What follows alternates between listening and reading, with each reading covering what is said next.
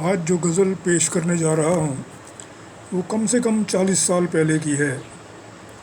اس وقت مجھے یہ بھی معلوم نہیں تھا کہ جسے میں وزن کہنا چاہیے میں اسے وزن کہتا تھا، اور جسے امن کہنا چاہیے میں اسے امن کہا کرتا تھا۔ لیکن کیونکہ یہ دونوں لفظ قافیے کے طور پہ میں نے استعمال کیے ہیں تو ان کو ایز اٹ از پڑھ رہا ہوں میں نہایت معذرت کے ساتھ۔ دیکھیے گا مطلب پیش کرتا ہوں۔ زمیں کی بات ہی کرنا، گگن کی بات مت کرنا۔ زمیں کی بات ہی کرنا، گگن کی بات مت کرنا، کبھی اوقات سے زیادہ وزن کی بات مت کرنا۔ ضروری جنگ ہے گر، اول تو کوشش کرنی چاہیے جنگ ہو ہی نہیں۔ بھگوان کرشن بھی دھرتراشٹر کے پاس شانتی دوت بن کے گئے تھے، لیکن جب کوئی بات نہیں بنی تو انہوں نے جنگ کا اعلان کیا۔ تو سنیے گا۔ ضروری جنگ ہے گر، کود جا پھر جنگ جو ہو کر، اتر میدان میں پھر کوئی امن کی بات مت کرنا۔ پڑے ہوں پاؤں میں چھالے، نہ اٹھتے ہوں قدم تیرے۔ پڑے ہوں پاؤں میں چھالے، نہ اٹھتے ہوں قدم تیرے، جہاں تک ہو سکے پھر بھی تھکن کی بات مت کرنا۔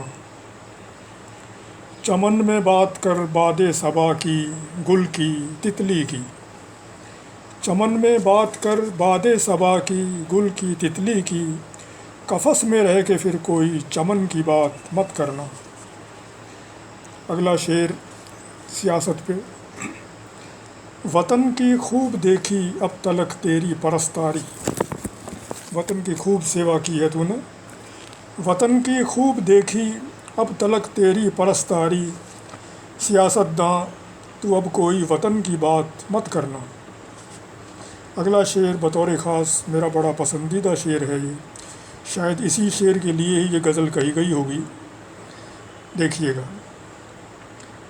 نہیں جب ننھے ننھے بچوں کے تن پر کوئی کپڑا، نہیں جب ننھے ننھے بچوں کے تن پر کوئی کپڑا، میری میت پہ پھر یارو کفن کی بات مت کرنا۔